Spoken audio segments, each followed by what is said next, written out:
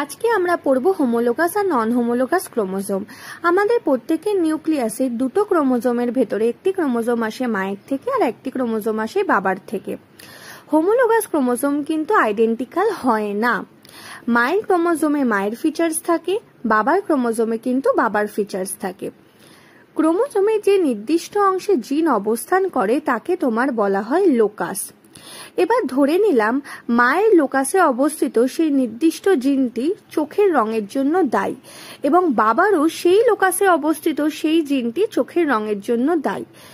সেই ক্রোমোজোমকে বলবো আমরা হোমোলোগাস ক্রোমোজোম। কিন্তু অপর দিকে যদি বাবারই সেই ক্রোমোজোমের ওই লোকাসে অবস্থিত জিনটি যদি আমার পায়ের টোয়ের আকারকে নির্ণয় করে, তাহলে কিন্তু তাদেরকে বলবো নন হোমোলোগাস ক্রোমোজোম। আশা করি বুঝতে পারলে হোমোলোগাস আর নন হোমোলোগাসের মধ্যে পার্থক্য কি। চলো, টাটা।